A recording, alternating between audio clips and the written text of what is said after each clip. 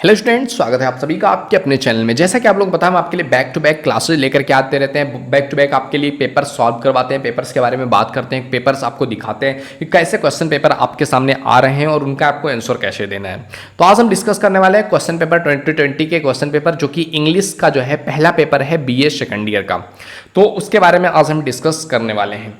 तो अगर आपको हमारी वीडियोस पसंद आती हो तो वीडियो को लाइक जरूर कर दीजिए। पहली बार अगर आप चैनल पे आए हैं तो एक बार विजिट करके जरूर देखिए। आई होप ये आपके लिए काफ़ी हेल्पफुल होने वाला है। तो अगर आपको पसंद आए तो अपने दोस्तों के पास भी जरूर शेयर कर दिया कीजिए। चलिए टाइम ना वेस्ट करते हुए स्टार्ट करते हैं, देखते हैं क्वेश्चन पेपर को। तो ये क्वेश्चन पेपर आप देख सकते हैं, इसमें टोटल नंबर ऑफ क्वेश्चंस आपको दिया हुआ है, total number of printed pages भी दिया हुआ है। उससे कोई मतलब है नहीं हमें। टोटल 5 क्वेश्चन आपको इसमें है। कोड नंबर पेपर का है 11005। ओके, ये आपके BA पार्ट सेकंड के यानी कि सेकंड ईयर के एग्जामिनेशन 2022 का जो है third year degree course, 3 years degree course आपका होता है, 3 साल का, first year second year third year. तो 3 ईयर डिग्री कोर्स में आपका पार्ट 2 का ये पेपर है, जो कि जो है नए कोर्स जो जनरल इंग्लिश आया हुआ है, इसका पेपर नंबर 1 का ये है, जिसके लिए आपको टाइम दिया गया है 3 आवर्स का एंड मैक्सिमम मार्क्स इसके लिए आपके पास 50।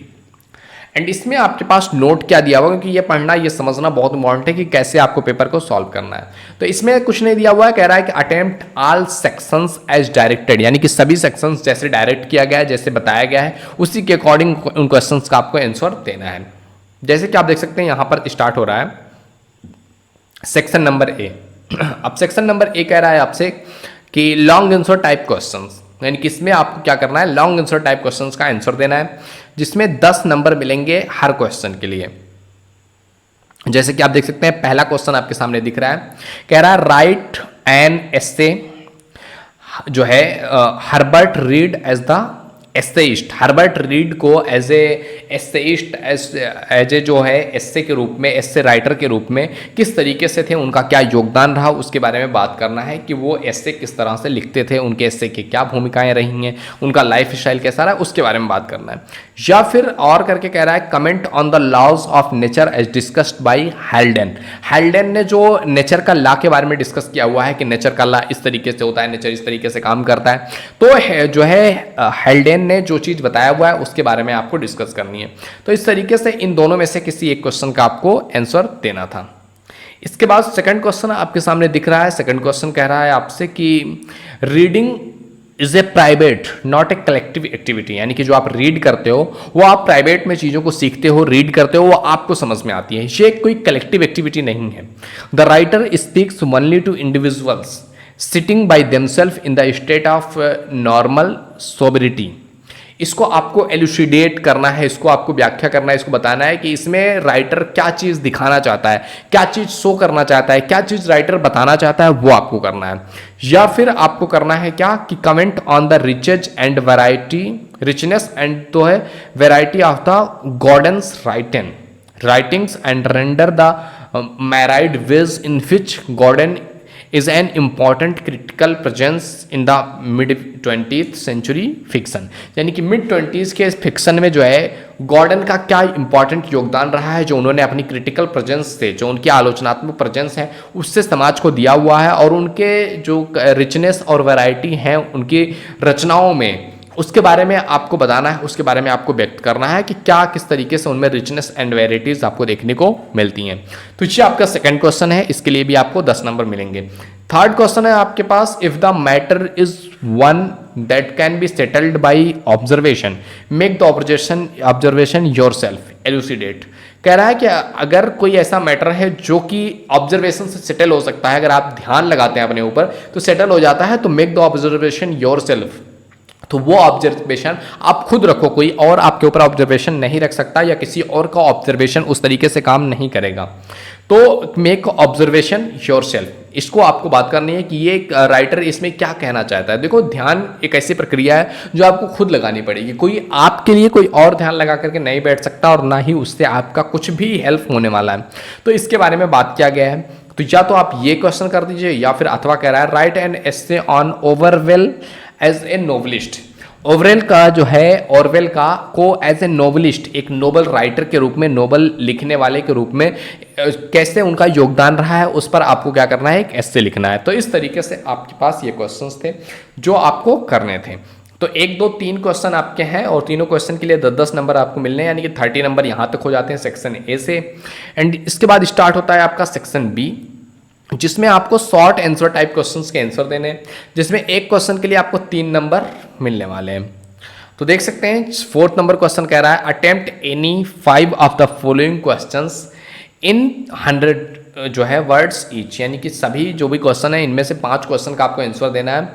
और इन 5 क्वेश्चन का आंसर आपको कैसे देना है कि एक क्वेश्चन का 3 नंबर मिलेगा, इनकी टोटल 15 नंबर आपको यहाँ से मिलने वाले हैं। और क्वेश्चंस का आंसर आपको कितने वर्ड्स में लिखना है, 100 वर्ड्स में लिखना है। देख सकते हैं यहाँ पर आपके पास 7 क्वेश्चन हैं, इन 7 में से 5 क्वेश्चन का आपको आंसर देना है। जैसे कि पहला क्वेश्चन देख सकते हैं, कह रहा है आपसे give a brief summary of the essay work and play. Work and play नाम का एक एस्से है, इसका आपको क्या करना है, ब्रीफ में संक्षेप में क्या करना है, समरी देना है। बी नंबर क्वेश्चन आपसे कह रहा है कि write a short note on the prose style of Haldane. Haldane महोदय का जो प्रोज लिखने का जो उनकी स्टोरीज हैं, उनका जो स्टाइल है लिखने का, उस पर आपको शॉर्ट में नोट लिखना है। सी नंबर क्वेश्चन कह रहा है आपसे कि discuss in brief the theme of the essay individuals and masses. Individuals और मासेज जो एस्से है उसका थीम क्या है, इस पर आपको संक्षेप में वर्णन करना है कि ये जो एस्से लिखा गया है इस एस्से की थीम क्या है, किस चीज के बारे में बेसिकली बात किया जा रहा है। नेक्स्ट क्वेश्चन है आपके पास डिस्कस गॉर्डन एज एसेइस्ट। जैसे ये क्वेश्चन आपसे पहले भी पूछा गया है कि गॉर्डन को एज ए एसेइस्ट, एक एस्से लिखने वाले के रूप में डिस्कस करो कि कैसे वो एस्से लिखने वाले हैं। नेक्स्ट क्वेश्चन है आपके पास what are the salient features of the essay. जो है सिम्टम्स जो एस्से है उसके सैलेंट फीचर्स क्या है उसके बारे में बात करनी है।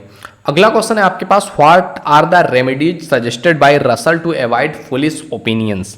जो मूर्ख ओपिनियन है, जो मूर्ख विचार है, उससे बचने के लिए जो है रसल ने कौन कौन से रेमेडीज सजेस्ट किए हैं कि ये रेमेडीज, ये चीज आपको यूज करना चाहिए।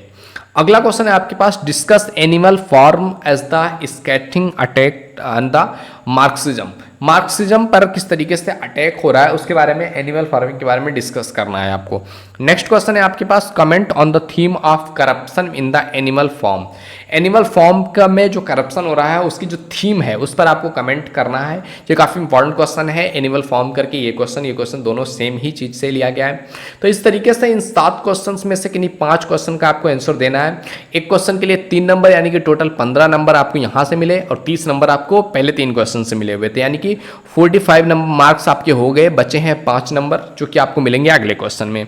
तो यहाँ पर आप देख सकते हैं कह रहा है आपसे कि very short answer type questions हैं, इनको लिखना है आपको, मतलब जैसे डायरेक्ट किया गया है उस हिसाब से करना है। और एक क्वेश्चन के लिए यहाँ पर 1 नंबर मिलेंगे और यहाँ पर 5 क्वेश्चन है, 5 करोगे तो आपको 5 नंबर मिल जाएंगे और 50 नंबर आपका कंप्लीट हो जाएगा। इसमें जैसे कह रहा है डू एज डायरेक्टेड, यानी कि जैसा डायरेक्ट किया गया है उसके अकॉर्डिंग आपको करना है। जैसे कह रहा है कि if I be the principal I would not allow mobile phones in the school. Correct the tense of the verb, यानी कि जो ये वर्ब है इफ आई बी, उस वर्ब को आपको चेंज करना है, वर्ब का टेंस चेंज करना है कि अगर मैं एक प्रिंसिपल होता तो मैं जो है स्कूल में फोन से अलाउड नहीं करता। तो इसका आपको वर्ब चेंज करके करेक्ट करना है। अगला क्वेश्चन है आपके पास change imagination into verb. Imagination जो शब्द है इसको वर्ब में करना है, तो इमेजिनेशन को आप वर्ब में करोगे तो इमेजिन हो जाएगा। तो इस तरीके से मतलब वर्ब में चेंज करना है। इमेजिनेशन जो है एक जो है आप कह सकते हैं ये ऑब्जेक्टिव हो जाएगा, मतलब ऑब्जेक्ट हो जाएगा। Give 1 word substitute for one who eat everything. जो सब कुछ खाता है यानी कि सर्वाहारी जिसको कहते हैं, तो इसको एक वर्ड में आपको सब्स्टिट्यूट लिखना है कि वन हु ईट एवरीथिंग। अगला क्वेश्चन है आपके पास use pay in one's own coins in a sentence, यानी कि पे इन वंस ओन कॉइन, इसको आपको एक सेंटेंस में इस चीज का यूज करना है। अगला क्वेश्चन है आपके पास he never speaks lie, correct the sentence.